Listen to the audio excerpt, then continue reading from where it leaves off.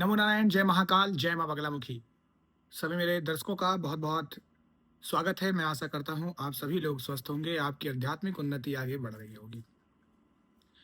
आज के मेरे वीडियो का टॉपिक है 5 ऐसे देवता भगवान जिनकी पूजा आपको अपने घर में ज़रूर करनी चाहिए। यदि आप इस चैनल पर पहली बार आए हैं, इस वीडियो को पसंद आने पर ज़रूर लाइक करिएगा, शेयर करिएगा, बेल नोटिफ़िकेशन को भी दबाइएगा ताकि नेक्स्ट वीडियो का नोटिफ़िकेशन आपको ज़रूर मिले। वैसे तो हर इंसान अपने घर में पूजा पाठ करता है, अपने मन पसंद के देवी देवताओं की पूजा अर्चना करता है, कई कई देवताओं की पूजा करता है। कुछ लोग ग्राम स्तर के देवताओं को भी पूजते हैं, कुछ लोग निम्न स्तर के भी देवताओं को पूजते हैं। यह आपकी अपनी चॉइस है, अपनी स्वेच्छा है, मर्जी है, जिसको चाहे आप स्वतंत्र रूप से पूज सकते हैं। पर हमारे शास्त्रों में ये लिखा गया है कि हर इंसान को पंच परमेश्वर, पंच देवताओं की पूजा अपने घर में जरूर करनी चाहिए। ये पंच परमेश्वर इस हाथ के जो पंजा है, उनसे मिलकर बने हुए हैं, इनको दर्शाते हैं। और इन पंच परमेश्वर की ताकत जब एक साथ सम्मिलित हो जाती है तो ये मुट्ठी बन जाती है, जो आपके सारे कामों को बनाने की क्षमता रखती है। चलिए इस वीडियो को थोड़ा आगे बढ़ाते हैं और समझते हैं इनका महत्व। सबसे पहले ब्रह्मांड में एक ध्वनि आई, वो ध्वनि थी ओम, जिसे सिखों के धर्म में ओंकार के नाम से जाना जाता है। ये कोई शब्द नहीं है, ये एक ध्वनि है। इस ध्वनि से इन पंच परमेश्वर की उत्पत्ति हुई, या यूं कह सकते हैं कि यह ध्वनि ही पंच परमेश्वर है और इन पंच परमेश्वर की सम्मिलित शक्ति ही ओम है। ऐसी पावर है इस ओम में। इसीलिए इस ओम को हर मंत्रों के आगे लगाया जाता है, क्योंकि ये ओम का न आदि है न अंत है। ये पूरा ब्रह्मांड है जो एक ध्वनि से संचालित हो रहा है। ओम परम ब्रह्म है और इन पांचों की शक्तियां इस ओम के अंदर समाई है। इसीलिए इस ओम का इतना ज्यादा महत्व है शास्त्रों में, पुराणों में, वेदों में। सबसे पहले नंबर पे जो भगवान आते हैं जिनकी हमें पूजा करनी चाहिए, वो है प्रथम पूज्य गणेश जी। ये संकट मोचन है, विघ्नहर्ता के नाम से जाने जाते हैं और हर घर में जरूर पूजने चाहिए। क्यों शास्त्रों में ऐसा कहा गया है कि इन पंच परमेश्वर की घर में पूजा होनी चाहिए? देखिए, अगर आपने कोई भी पूजा पाठ की और आपने गणेश जी का नाम नहीं लिया, तो ऐसी मान्यता है कि बिना गणेश जी की नाम लिए पूजा पाठ सफल नहीं होती है। तो अगर आप किसी भी देवी देवता की पूजा करते हैं, इन पांच परमेश्वर की भी पूजा करते हैं, तो ऑटोमेटिकली वो चीज यहाँ पर लागू हो जाएगी और आपकी पूजा सफल हो जाएगी।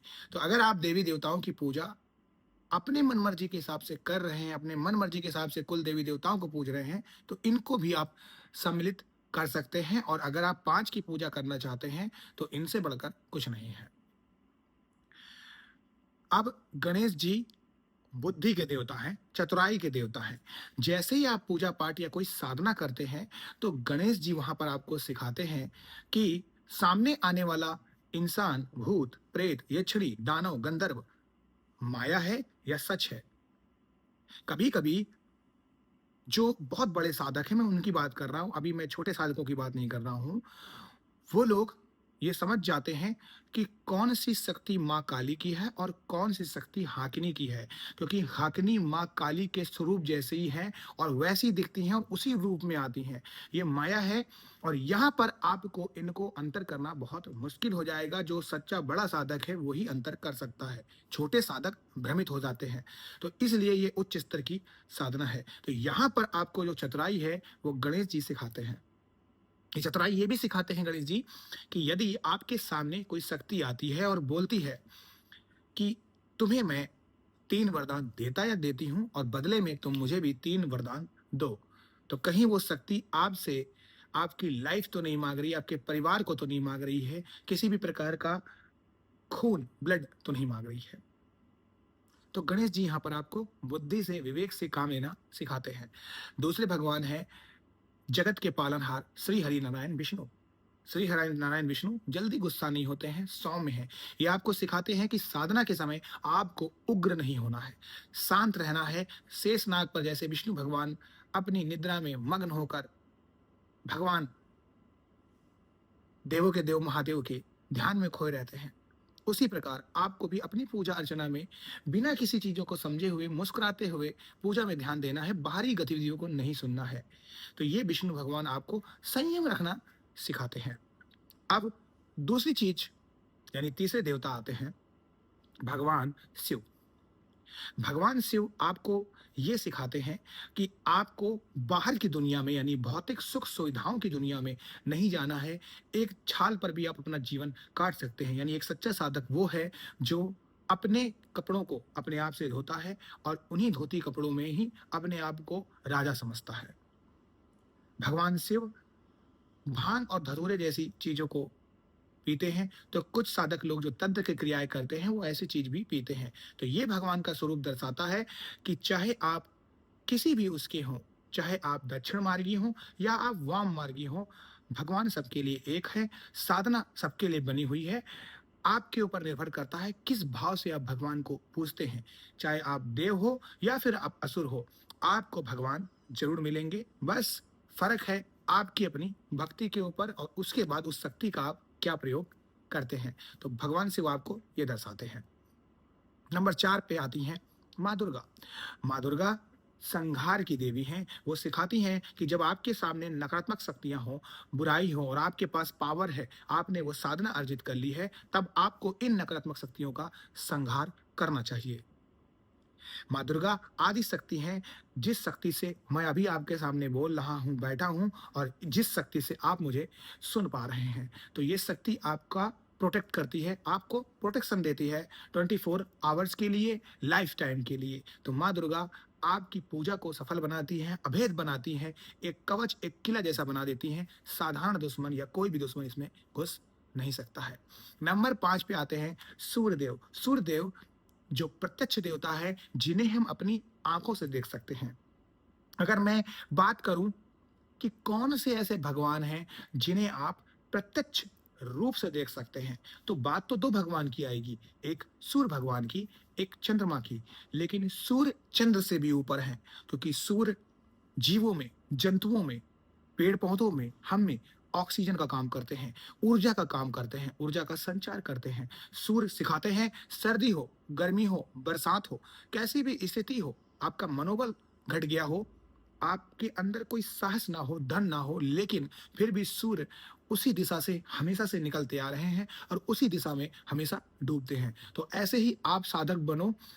कितनी भी कठिन परिस्थिति क्यों ना हो, कितना भी कठिन आपके सामने चीजें क्यों ना आ जाए, आपको डटे रहना है, डिगे रहना है और आपको धर्म का और आपको ऊर्जा का, आपको सफेद प्रकाश का साथ नहीं छोड़ना है। आपको घबराना नहीं है, आज आपकी पूजा सफल होगी। सूर्य आपको ये भी सिखाते हैं कि बिना रुके, बिना कोई चाहत करे दूसरों के ऊपर उपकार करते रहें। तो ये सूर्य आपको सिखाते हैं। यह है 5 परमेश्वर, इसलिए इनकी पूजा आपको जरूर करनी चाहिए। तो ये 5 परमेश्वर को पूजने के पीछे भी इसका महत्व था। मैंने सोचा आप लोगों को ये वीडियो शेयर करूं, इस प्लेटफॉर्म के माध्यम से इसकी जानकारी दूं, ताकि आप भी इन 5 देवताओं को अपनी पूजा में सम्मिलित करके अपनी पूजा को और अच्छे तरीके से, सुगम संचालित तरीके से आगे बढ़ा पाएं। मैं आशा करता हूं आपको मेरा ये आज का टॉपिक अच्छा लगा होगा। मुझे शिकायत है बहुत से लोगों से, अगर आपको टॉपिक अच्छा लगता है तो प्लीज़ इसे लाइक और शेयर ज़रूर करिए करिए। एटलीस्ट एक लाइक कर दिया करिए, थम्स अप करिए करिए, इससे चैनल आगे बढ़ता है। सिर्फ मेरी बातों को सुन के कमेंट करके गुरुजी बहुत अच्छा वीडियो बनाया है, इससे मुझे कम फ़ायदा मिलेगा।